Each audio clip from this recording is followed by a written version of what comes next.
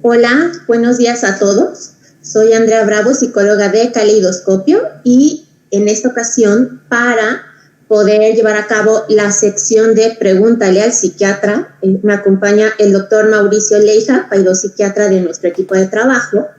Y bueno, para mí era importante mucho hacer el video del día de hoy porque no nada más por el tema de la cuarentena, sino en general.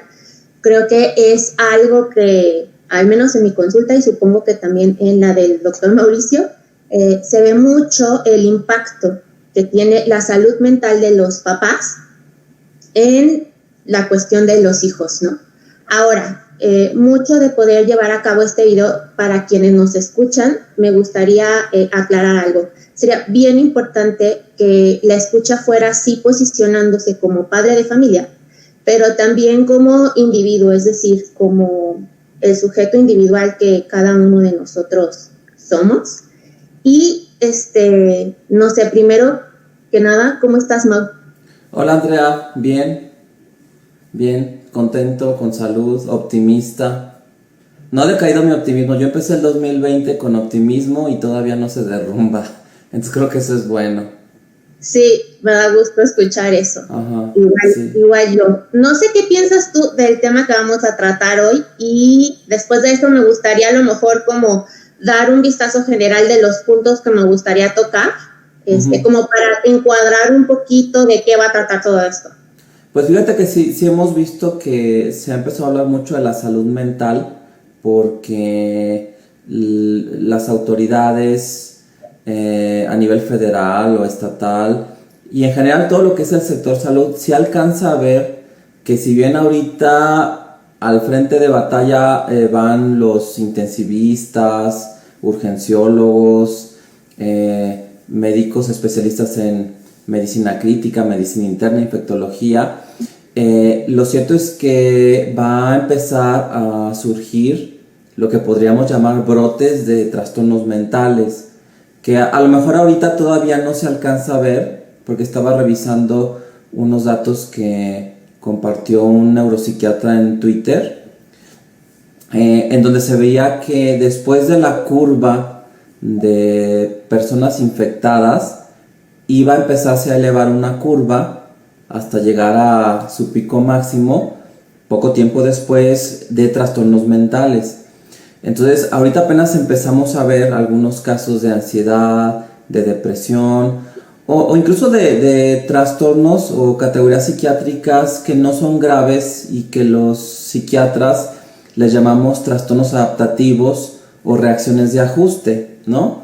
Que hasta cierto punto es algo como que normal y que posiblemente ni siquiera requiera un abordaje o una intervención, porque suelen ser cuadros limitados. Sin embargo, creo que cuando empiece a bajar o a descender esta curva de contagios, vamos a empezar nosotros a ver muchos casos de trastornos mentales, y entonces nosotros vamos a ir ahora al frente de la batalla, ¿no? Sí. Que de hecho esa experiencia se ha visto también en otros países. A lo mejor ese sentimiento como de temor, de poder preservar tu salud, de resguardarte, eso activa muchos mecanismos que te mantienen en alerta, y a lo mejor en ese momento no se alcanza a ver el impacto en la salud mental sino hasta poco tiempo después, ¿no? Entonces creo que hay que estar preparados para que haya este surgimiento de patología mental. Y bueno, en mi caso, que soy psiquiatra de niños, pues claro que me preguntan mucho sobre la salud mental infantil, y a veces nos olvidamos de lo que sucede con los papás, ¿no? Porque Por completo. sí, porque el hecho de que yo me dedique a trabajar con niños y al cuidado de su salud mental, pues no implica que me olvide de los papás, ¿no? De hecho, en realidad pondría hasta en primer lugar la salud mental de los papás, porque ellos son los capitanes del barco. Sí, definitivamente. Y es que a veces no nada más es que nos olvidemos, sino que a veces el papá en sí mismo se olvida de sí, como para poner atención a otras cosas, y como dices tú, siendo capitanes del barco, hay que darle prioridad.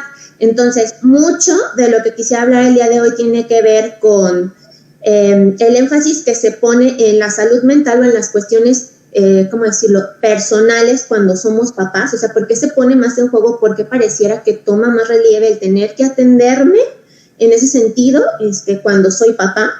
¿Qué pasa cuando o qué tan desvinculado está la psicopatología de un niño o de un adolescente de el papá, ¿no? Uh-huh. La otra cosa que quería tocar o que quiero tocar es qué impacto tiene el estado emocional de un papá en la cuestión emocional o en la psicopatología de algún niño o adolescente.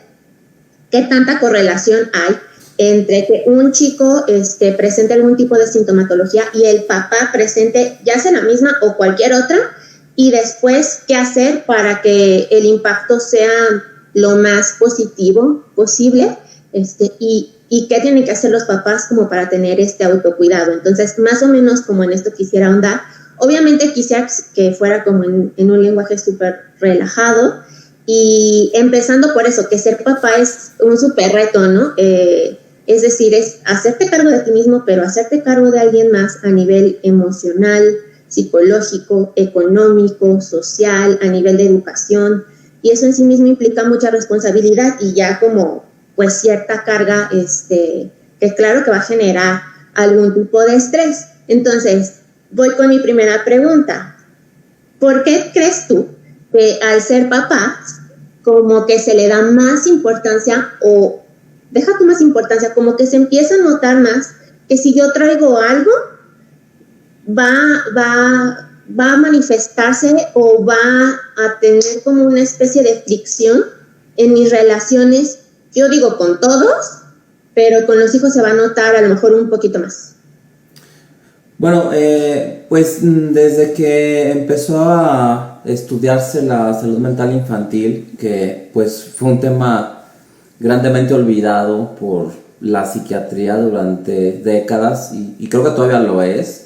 O sea, al grado de que muchas personas ni siquiera saben que existen los psiquiatras infantiles, incluso hasta del gremio médico desconocen la existencia de esa especialidad.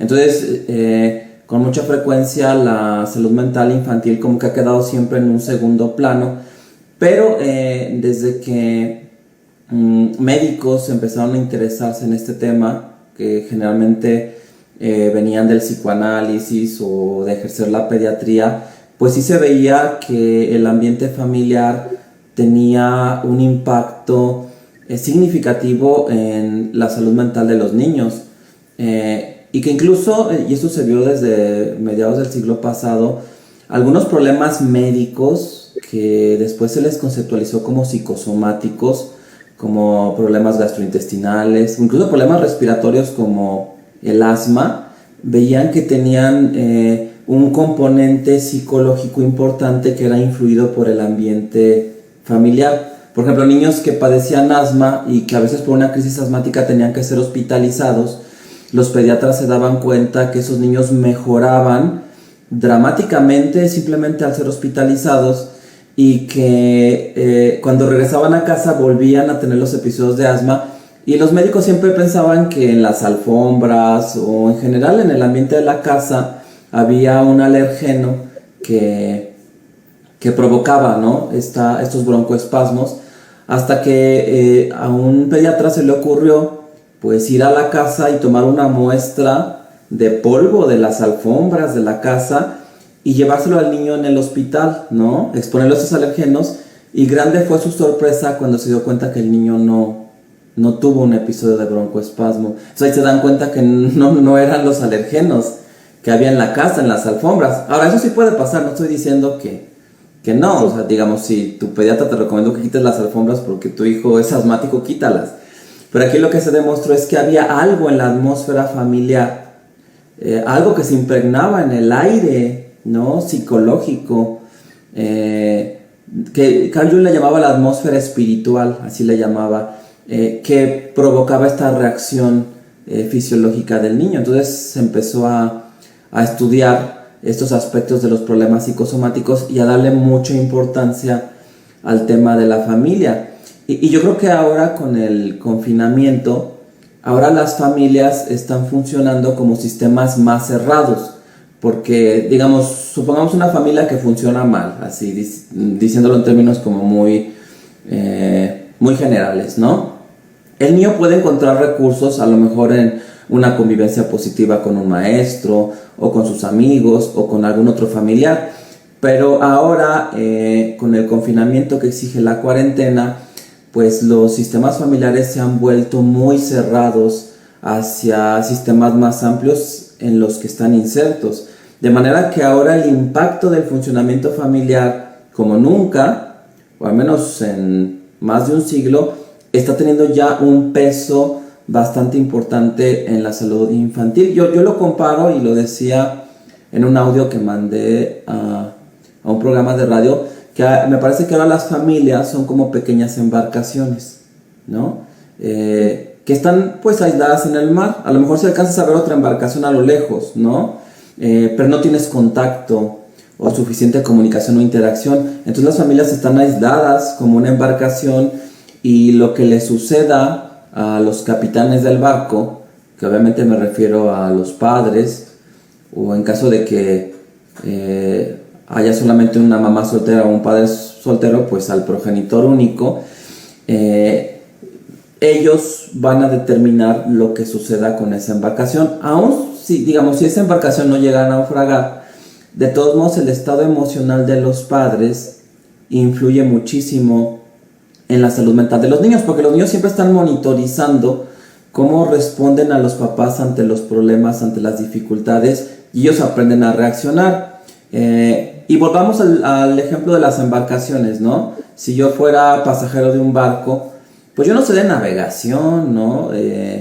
Yo no sabría en qué momento a lo mejor una embarcación estaría en peligro de naufragar, pues yo no sé nada de eso. Pero lo que sí sé es que puedo mirar la actitud del capitán, y si está nervioso, pues quiere decir que aunque yo no sepa nada de navegación, algo no está bien. A lo mejor chocamos con un iceberg o algo está pasando, ¿no? Entonces, más o menos así sucede con la psicología infantil. Los niños dicen, yo no entiendo nada del mundo de los adultos, no lo comprendo, pero lo que sí puedo percibir es cómo está mamá y papá, que son los que están liderando, ¿no?, el sistema familiar. Y si ellos están nerviosos, si ellos están tristes, si ellos están angustiados, pues aunque yo, niño, no lo puedo comprender, pues por algo será. Y entonces se empieza a generar una situación de estrés que se convierte en una especie de transmisión de adultos a hijos, y finalmente se puede dar un fenómeno de contagio, ¿no? Nos estamos cuidando de no contagiarnos por un virus que está afuera,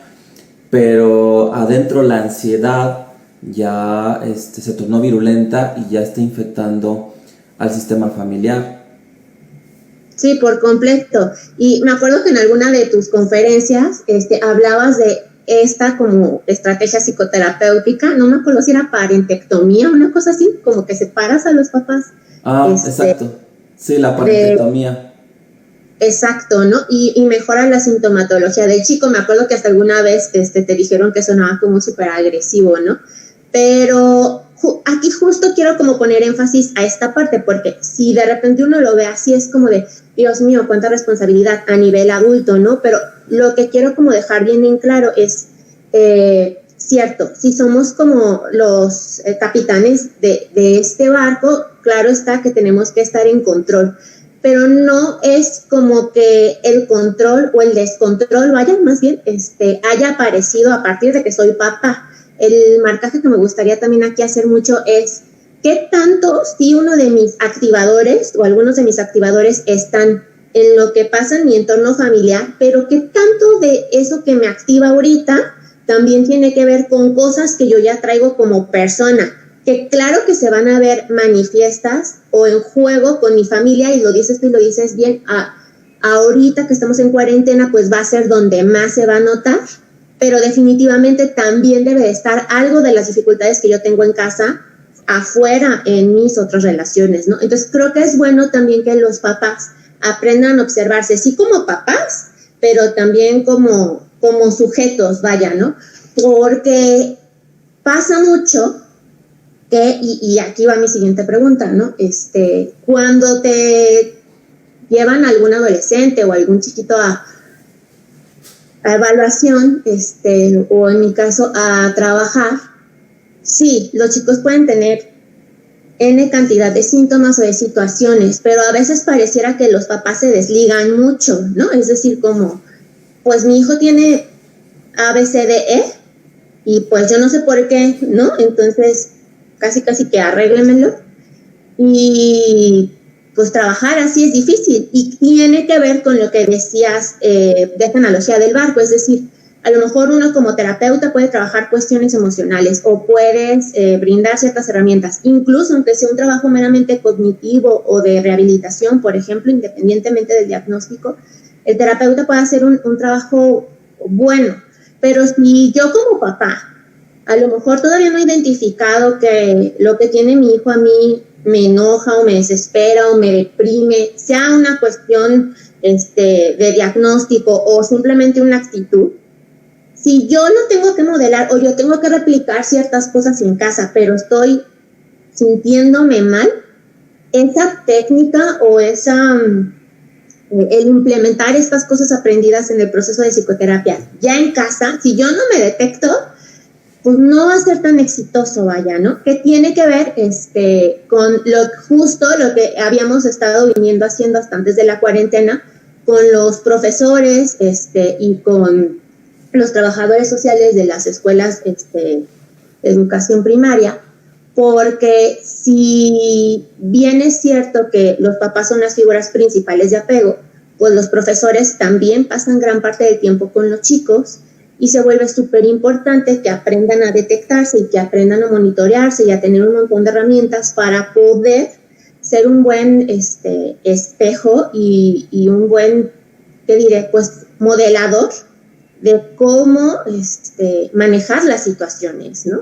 Entonces, ahorita esa chamba se carga más a los papás en el sentido de que son quienes pasan más tiempo ahorita con los chicos y hay un montón de cosas. De repente a mí me ha tocado varias situaciones, ¿no? Ver que los papás, pensando que los chicos están en casa, pues tienen muchísimo tiempo y entonces los ponen a hacer labores de la casa, por ejemplo, en momentos en los que están conectados en la escuela y a lo mejor están en receso que normalmente utilizaban como para despejarse y de repente es tener que voltear, estar saturado y hacer otro montón de cosas, ¿no? Lo cual es muy frustrante. Entonces ahí, por ejemplo, es el papá desde la frustración del trabajo propio, desde la cuestión económica, o sea, todas las cosas que trae la situación, lo personal, ¿no? Querer que el hijo lo vea, pero obviamente el hijo está como en su propio estrés, en lo cansado que es estar conectado, o sea, como en su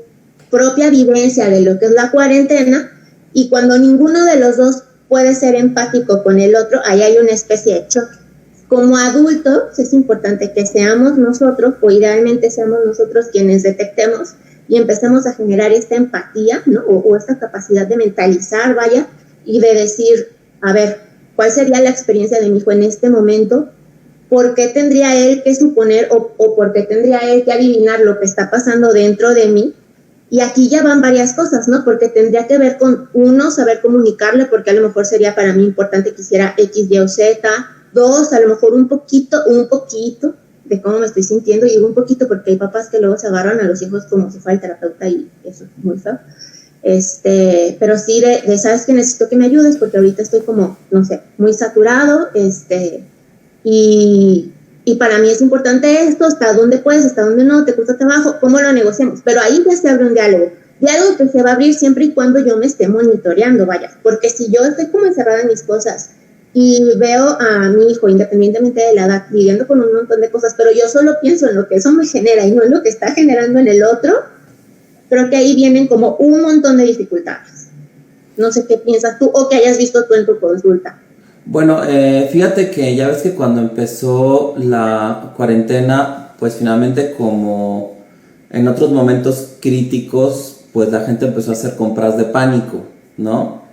A pesar de que las autoridades decían que el abasto de medicamentos, de alimentos estaba garantizado, que no iba a haber escasez, porque todo el sector que se encargaba de producir y distribuir los alimentos, pues siempre ha sido una actividad esencial que no se ha parado. Entonces, que no había necesidad de ir y hacer compras de pánico, ¿no? Y sin embargo la gente fue e hizo compras de pánico.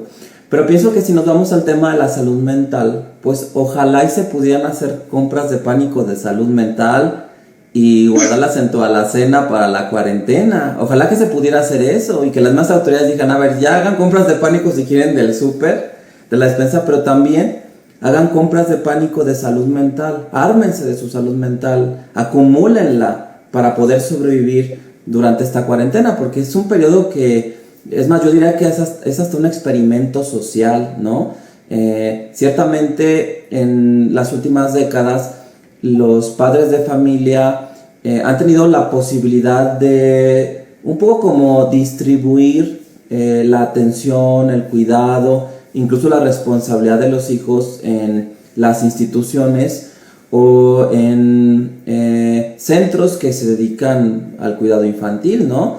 Posiblemente actualmente, en este momento de nuestra historia, los niños reciben ya muchas influencias o cuidados o servicios de sistemas que no son ya el sistema familiar como el prioritario, ¿no?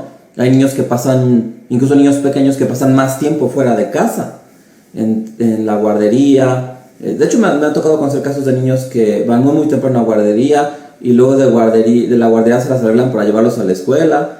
Y pueden estar en la escuela de tiempo completo, ¿no? Y he conocido casos que después de escuela todavía regresan a la guardería hasta que los padres los recogen.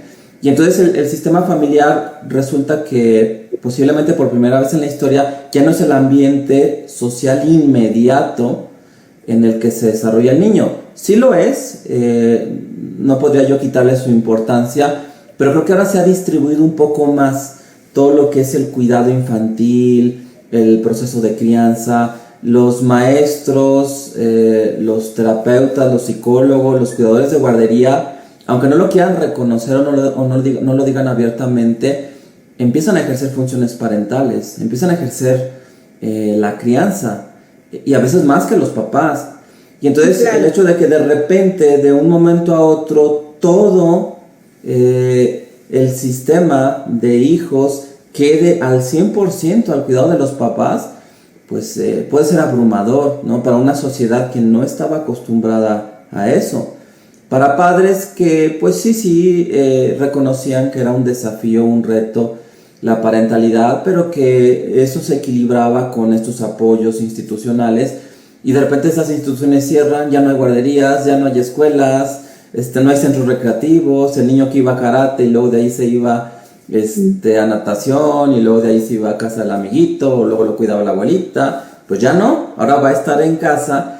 Y entonces los padres tendrían que estar al 200%, y aquí es donde yo digo, si fuera posible hacer compras de pánico de salud mental y guardarlas en la alacena para irlas distribuyendo, pues sería lo ideal, porque aquí sí estamos viendo una situación atípica que nadie esperaba, o al menos todavía en diciembre del 2019 nadie se imaginaba este escenario. Creo que también los países europeos se confiaron mucho, creyendo que su sistema de salud no iba a colapsar porque tenían de los mejores del mundo, y pues resulta que no sucedió así, ¿no? En realidad esta pandemia nos tomó por sorpresa a todos, y también toma por sorpresa a los padres de familia y toma por sorpresa a las familias. Y aquí en este proceso de exponerte al confinamiento, pues viene a surtir lo que tú ya traías en el costal, ¿no?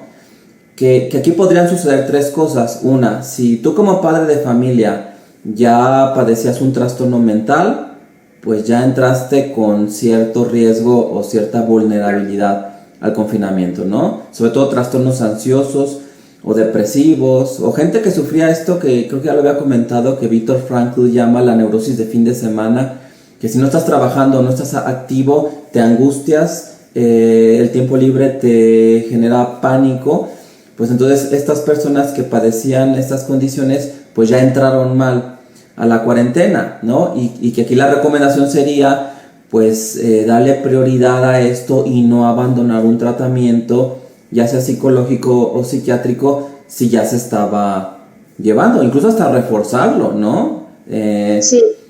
Darle más prioridad a este aspecto de la salud mental. Y la otra cosa es que si tú no padecías un trastorno mental antes del inicio de la cuarentena, también hay que ver si no hay una vulnerabilidad, incluso biológica, para desarrollar un trastorno mental, que eso es diferente en cada persona. Y volviendo a esta analogía que yo hacía con el asma o en general con los problemas respiratorios, pues sabemos que hay personas que cualquier cambio de temperatura, cualquier airecito, les puede generar un problema respiratorio. Y en cambio hay personas que salen desabrigadas y que se exponen a cambios de temperatura y nunca se enferman, ¿no? Porque el árbol respiratorio tiene una susceptibilidad diferente en cada persona. Hay gente que es más reactiva, que su sistema respiratorio reacciona más al ambiente, es más vulnerable, más susceptible, y otras personas no. También pasa eso con la función gastrointestinal. Hay gente más predispuesta a la gastritis y gente que tiene un estómago de acero y puede comer todo lo que quiera y incluso tomar medicamentos en ayunas y no le pasa nada, ¿no? Bueno, pues lo mismo pasa con la salud mental. Hay personas que son, a veces por factores biológicos o heredados, son más susceptibles a que lo que está pasando afuera tenga un impacto más negativo que otros. Hay personas más resistentes, ¿no?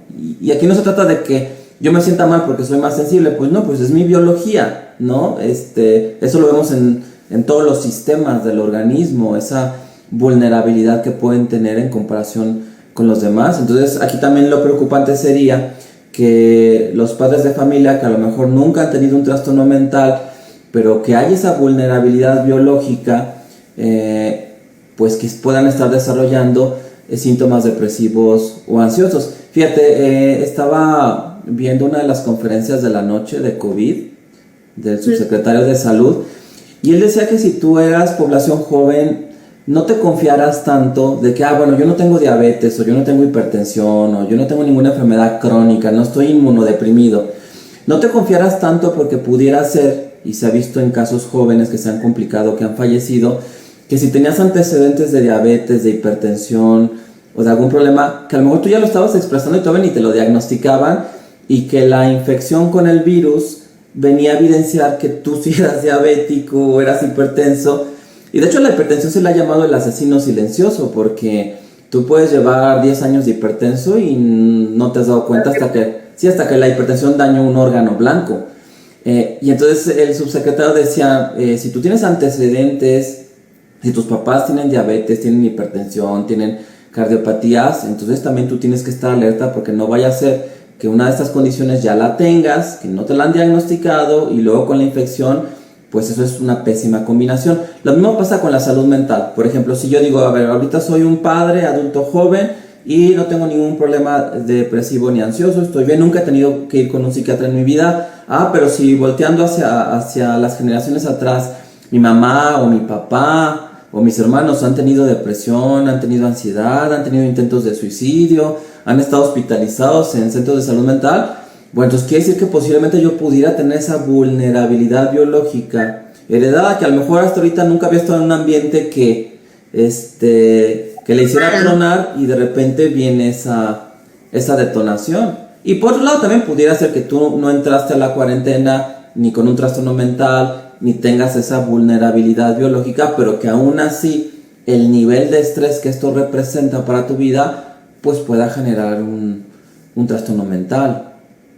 Sí, por completo. Y es que cuando hacías la analogía de hacer compras de pánico con respecto a la salud mental, hasta pensé, ¿no? O sea, ¿cómo sería eso?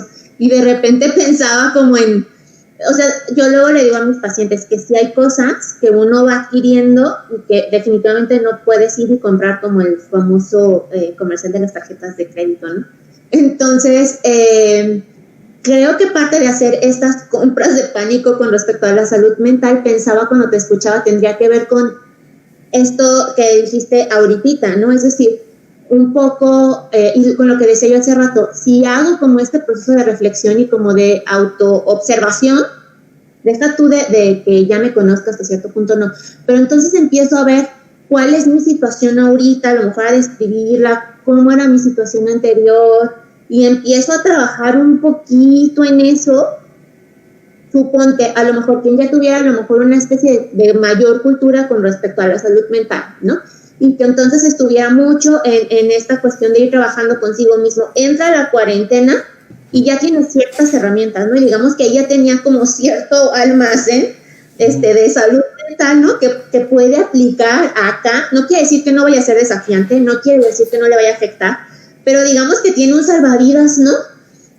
En medio del barco por si se pone acá la marea súper fea. Pero quien no, pues lo va a sentir mucho más fuerte y mucho más difícil, ¿no? Que creo que esa sería como la forma de ejercer esta cuestión de las compras de pánico a nivel de salud mental. Y no sé, pensaba yo también en lo que ha pasado últimamente, porque es difícil de repente como terapeuta trabajar ciertas cosas sobre todo con los niños, ¿no? Yo que trabajo más con adolescentes y adultos, tenerlos frente a una pantalla y hacer cosas, más el tiempo que ya le dedican a la escuela. Y me ha pasado mucho que trabajando con los papás, ¿no? En las sesiones, justo esta cuestión de qué me detona, qué no me detona, no me había dado cuenta que mi hijo pone atención de esta forma, o que en la escuela, por ejemplo, le iba de tal o cual, o que al hablarle de cierta forma reacciona, ¿sabes? Como que empiezan a observar más, y al trabajar directo con ellos, y ellos empezando como a ver este juego que ellos tienen frente a los chicos, muchas cosas empiezan a cambiar, ¿no? También cómo se sienten con respecto a, por ejemplo, los traslados, que esto también creo que tiene que ver como con las compras de pánico con respecto a la salud mental. ¿A qué voy? Vamos a salir de esto a una nueva normalidad, ¿no? Pero también es bien importante observar dentro de lo que ahorita me está causando mucho malestar, que tendría que ver un poco con la parte del autocuidado que quisiera tocar ya ahorita. Luego a mí me han dicho mucho, no es que a mí los tiempos de traslado me estoy dando cuenta que me mataba, ¿no? Que era muchísimo estrés, o que comía súper rápido, que no tenía tiempo para estar con los chicos, ¿no? O me doy cuenta que la forma en la que trabajaba me sobrepasaba, y que puedo hacerlo ahorita desde casa y que puedo combinar ciertas cosas. Pues creo que es importante replantear qué, saliendo a la nueva normalidad, puedo replicar, qué puedo quitar, qué puedo, a lo mejor que no había hecho, ahora sí hacer para darme esta estabilidad, ¿no? Y por lo tanto poder brindarla. Entonces, creo que es importante hacer esto, no sé qué piensas tú. Sí, porque en realidad el confinamiento ha generado dos cosas. Primero, hacer un alto en tu vida, cosa que nada lo había logrado en los últimos 100 años. Posiblemente, sí. No sé cómo se vivió la epidemia de influenza de 1918, que posiblemente sean contados con los dedos de una mano las personas que siguen vivas actualmente y que han vivido estas dos pandemias, ¿no? Porque la del virus H1N1 del 2009, esa como que no generó tanto problema, tanto impacto, ¿no? Parece que no era realmente un agente infeccioso tan virulento como sucede con este nuevo coronavirus, ¿no? Entonces, primero, hemos estado obligados a parar como nunca, lo cual a eso es muy, muy difícil, y puede ser hasta una prescripción terapéutica. O sea, digamos, un terapeuta puede pedirle a alguien que pare, que haga un alto y que empiece a observar lo que sucede alrededor. Creo que si buscamos como el lado positivo de esta situación mundial, pues es que sí nos ha dado una metaposición para poder observar nuestra vida, nuestro mundo, nuestro quehacer, e ir estableciendo prioridades. ¿Qué es lo importante para ti? ¿Qué quiero yo al volver a esa nueva normalidad, ¿no? ¿Qué es lo que quiero para mi vida? ¿Qué cosas son importantes, trascendentes? ¿Y qué cosas puedo desechar? ¿O qué cambios puedo hacer gracias a lo que yo he podido ver ahora desde esta óptica? Pienso que eso es de mucho valor. Por completo, pero siento yo que a lo mejor ahorita, si alguien, no sé, pero si alguien nos dice, ¿no? Creo que antes de la cuarentena hubiera sido, o se hubiera sentido para algunos, tan fuerte como la parentectomía, ¿no? Así, pero ¿cómo? O sea, ¿cómo voy a parar? Y a esto nos forza, y después de la cuarentena creo que es bueno que nos demos cuenta que el paro más fuerte va a tener que ser en la medida en la que vayamos evitando entrarle al trabajo propio y al trabajo con los chicos, ¿no? Entonces, creo que de alguna manera, si existiera una especie de vacuna a toda esta nueva curva que se va a venir, que mencionabas al principio de la charla, ¿no? Con respecto a las cuestiones emocionales, se dice mucho por ahí ansiedad, depresión, estrés postraumático, pues tiene que ver con esto, ¿no? Con que yo desde ahorita vaya trabajando con mis cosas y que esa curva la vaya aplanando lo más que pueda en cuanto a los efectos que pudiera tener en el futuro, ¿no? Y sobre todo eso, o sea, que si yo tengo a un adolescente o a un chiquito con algún tipo de sintomatología, independientemente del diagnóstico, lejos como de... Porque hay gente que se sobrevincula y se siente súper culpable, hay gente que lo siente como súper ajeno y como te decía hace rato, arréglenme a mi hijo o hija, y hay gente que simplemente no tiene idea, ¿no? Y hay gente, digo, hay de todo. Esto es como, de repente me imagino hasta como estos candaditos donde para abrirlo puedes hacer miles de combinaciones numéricas, y creo que es así con cada uno de los pacientes, ¿no? O sea,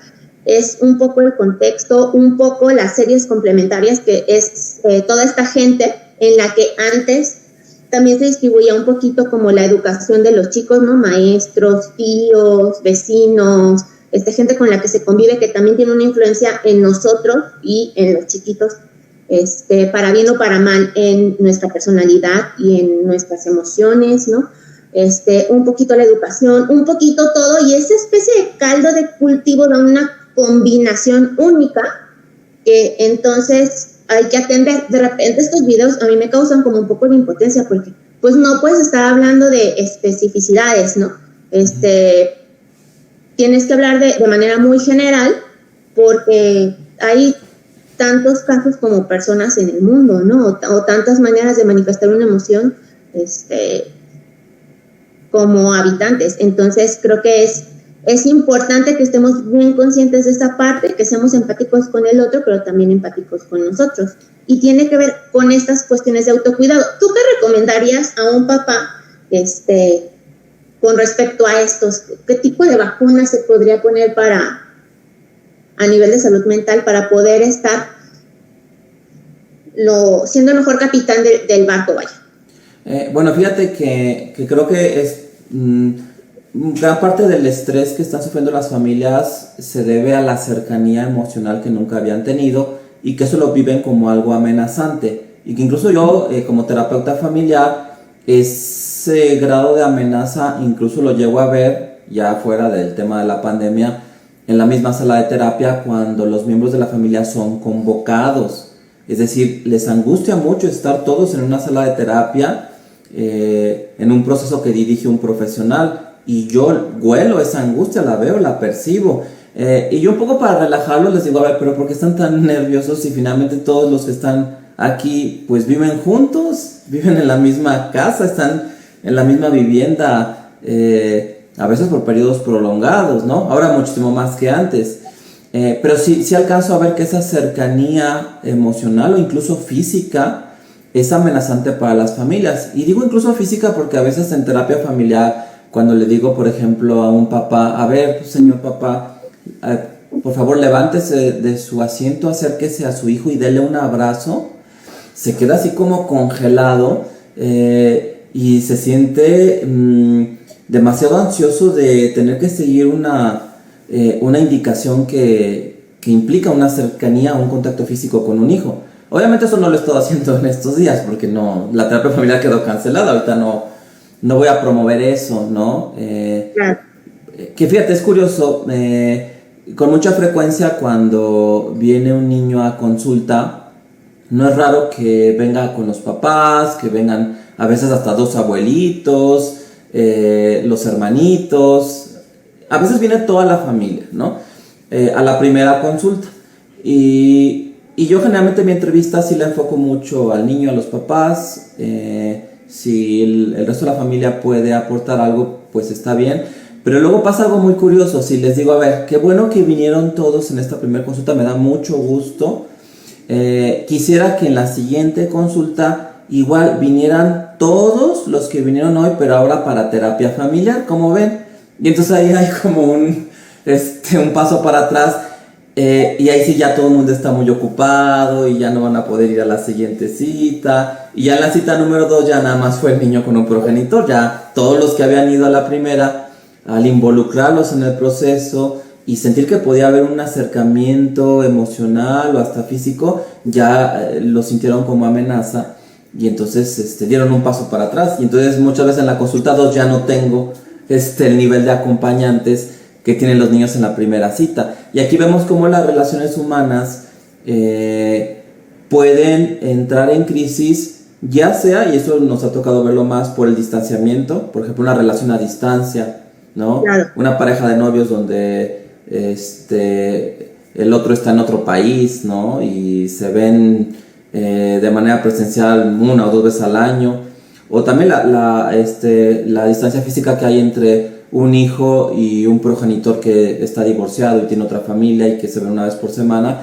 Y eso prueba la calidad de la relación. Pero también sucede al revés. También el acercamiento excesivo, el exceso de convivencia también puede meter en crisis a nuestras relaciones interpersonales con nuestras parejas, con nuestros hijos, con cualquier miembro de la familia. Entonces creo que ahorita estamos en ese experimento social de este exceso de convivencia pueda llevar al sistema familiar a una crisis. Entonces pienso, y esto lo he visto en algunas familias, incluso algunas que he podido seguirlas por videollamada, que los adultos, los padres de familia, tienen que buscar también un espacio, claro, un poco para desligarse. No tienen que estar todo el tiempo juntos, ¿no? Por ejemplo, si mamá y papá están juntos y son una pareja, ver la manera de tener este espacio para ellos, incluso de recreación, ¿no? O sea, por ejemplo, que mamá y papá puedan ver una película ellos, sin que estén los niños ahí, sin que estén ahí jugando, porque luego ya Pedrito le pegó a Luisito, y luego Jaimito empezó a llorar, y luego quieren que los papás estén mediando los conflictos entre hermanos, y a veces no es tan bueno. Los que conocemos de sistemas de terapia familiar, sabemos que también tiene que haber esos límites o esos espacios dentro de los subsistemas. Por ejemplo, en el caso de las familias, vemos a la familia como un sistema, pero hay subsistemas, así como los organelos de una célula, el núcleo, el aparato de Golgi, las mitocondrias, el retículo endoplásmico, que son organelos que tienen su propia membrana que los separan del resto de los organelos y del citoplasma. No está la célula toda así como un huevo revuelto, por así decirlo, ¿no? Porque no funcionaría, claro, sería caótico. Entonces las familias tienen que encontrar la manera también de tener estos espacios o estas fronteras entre los subsistemas. Por ejemplo, que los niños pueden estar solos un rato y si tienen algún conflicto que lo resuelvan entre ellos. Precisamente de eso se trata el subsistema de hermanos, ayudar, o que el sistema les dé herramientas a los hijos a negociar, a resolver conflictos, a enfrentarlos con sus pares, ¿no? Sin que tenga que haber la mediación de un adulto. Entonces creo que algo que se puede hacer dentro del confinamiento es poder establecer esas fronteras y que los subsistemas, incluso el individuo, pueda tener un espacio personal, un espacio a solas y no de convivencia. Porque una familia sí me decía que todo el tiempo estaban todos juntos, y que si los papás se aislaban un ratito, ya un niño empezaba a llorar y ya tenían que ir a mediar el problema, y entonces eso es muy, muy, muy complejo. Incluso he sabido de terapeutas de pareja que han ofrecido sus servicios en línea por videollamada y que no ha sido posible hacerlo debido a que la pareja no puede estar 1 hora frente al dispositivo tomando la terapia, porque los niños constantemente están interrumpiendo o constantemente están entrando dentro de ese espacio. Entonces hay que buscarlo. Yo siempre pongo el ejemplo de una célula. Una célula, para que funcione, tiene que tener esa segmentación, esa estructura, ese aislamiento del resto. Claro, hay un intercambio. Que fíjate, a mí me gusta mucho hacer esta analogía con la biología celular, porque sabemos que aunque los organelos están aislados del resto de la célula por una membrana, pues la membrana tampoco es una barrera impermeable, ¿no? Las membranas de estas estructuras biológicas y permiten el intercambio de material, de moléculas. Entonces sí, digo, no se trata de que los padres se atrincheren 12 horas, sí, ¿no?, en su habitación y se desliguen, no, pero sí se tiene que buscar eso, y a veces los padres no lo hacen. Lo que yo he visto en nuestra población mexicana es que los padres, independientemente de sus funciones parentales, si las hacen bien o las hacen mal o regular, son muy, con mucha tendencia a la culpa.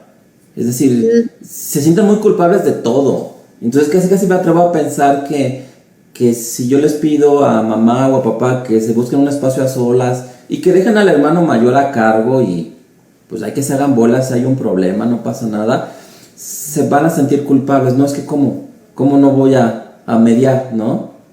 Justo eso, porque te escuchaba, y esta recomendación que das me parece increíble, y yo pensaba, poniéndolo desde este escenario de la culpa, a mí luego me han comentado, ¿no?, sobre todo las mujeres que trabajan y que son mamás, desde antes de la cuarentena, vivirse con cierta culpa, por la cuestión de no le estoy dando suficiente tiempo a mis hijos, ¿no? Y de repente, o sea, algo que yo, y ahorita lo voy a mencionar ya como para cerrar el video, recomiendo muchísimo siempre y todo el tiempo, y estoy a lo mejor insistiendo mucho y tratando de dar herramientas para que se haga esa autoobservación, ¿no? Y me decía alguien por ahí, me estoy dando cuenta ahorita, hablando de los espacios que decías tú, ¿no?, que los momentos en los que convivo más con mi familia son los momentos de las comidas, y a lo mejor alguno que otro momentito, pero de ahí en más, no. Entonces son los mismos que cuando yo estaba trabajando. Entonces, ¿qué tanto de verdad te estaba haciendo una mala mamá, no? Y es hacer esta reflexión con respecto a, pues mis hijos son personas que juegan, que van, se divierten, y que, aquí hablando a lo mejor de un caso en el que los espacios están un poquito mejor determinados, ¿no? Entonces, en los que ellos están, pues, en sus llamadas o en sus tareas o jugando, pues yo estoy trabajando, se da la hora de comer, comemos, vuelvo a mi trabajo, los chicos se van a jugar, porque también tienen sus cosas que hacer, ¿no? Y también tienen sus propias vidas, aunque estén chiquitos, ¿no? Por ahí, si de repente tienen la oportunidad de estar con algún hermano o hermana dentro de la cuarentena, pues está padre, ¿no? De repente también me ha tocado escuchar de chicos que hasta clases de artes marciales y todo esto toman en línea, entonces tienen sus actividades, y al final del día cada uno tiene como su espacio y su rol y las cosas propias que hacer y que vivir, lo cual es muy sano, ¿no? Otra de las cosas que yo recomendaría es observar los detonadores, ¿no? Y con detonadores me refiero a todo. Decías tú hace ratito, incluso hasta cuestiones biológicas o físicas. El autoconocimiento tiene que ver con qué me cae bien al comer, si yo soy de las personas enfermizas, si no tanto, cuando me enfermo somatizo, o no tanto, y si sí, en qué área o sistema me afecta más. ¿Por qué? Porque mientras yo cubra eso, o sea, si yo cubro necesidades básicas, o sea, si yo como bien, si yo duermo bien, si yo me conozco a nivel físico, voy a estar en un estado de ánimo mucho más óptimo para poder enfrentar lo que sigue, y mis niveles de energía también van a ser óptimos. Parecieran cosas súper obvias y pareciera una cosa como que hacemos muy en automático, pero no es cierto, ¿no? Que tenía que ver con lo que te explicabas hace rato que decía Gatell en la conferencia, ¿no? A lo mejor incluso los jóvenes pudieran estar como con cierta psicopatología física, con cierta patología o con cierta cuestión física ya adentro formándose, y a lo mejor llega cierta otra cuestión y pum, ¿no? Como que se detona y explota. Lo mismo es con esto, entonces es cuidarse, observar detonadores físicos, emocionales, incluso hasta de pensamiento, ¿no? Sobre todo los papás que tienen adolescentes, pues es enfrentar lo que yo creo que está bien, lo que yo creo que está mal, el concepto que yo tenía de mi hijo, la expectativa que yo tenía de él, contrastarlo con lo que mi hijo es, lo que mi hijo quiere, lo que realmente es, ¿no? Y poder trabajarlo, ¿no? Buscar redes de apoyo, ¿no? Que tiene que ver también con esta cuestión de los espacios, es decir, tener de repente la videollamada con las amigas, ¿no? Sí, como pareja, pero también en individual, tener estos espacios, poder hablar con otros papás de lo que se siente ser papá y de las experiencias y poder ahí tener cierta retroalimentación para sentirnos acompañados. A veces también creemos que estamos como solos sintiendo lo que estamos sintiendo o que no todo el mundo le pasa, no a todo el mundo le pasa, perdón, y la realidad es que a lo mejor es mucho más común de lo que nosotros creemos y al hablarlo podemos obtener estrategias de otras personas para poder enfrentar mejor lo que nos está pasando. Y sobre todo valorarse un montón como personas. No olvidarse que además de ser papás, pues somos eso, ¿no? Individuos y que necesitamos, merecemos ese autocuidado, ¿no? Hablando de analogías, de medio de transporte, bien se dice esto del avión, ¿no? Que cuando te dan las indicaciones al principio te piden que te pongas tú primero la mascarilla y después a la persona que tienes al lado.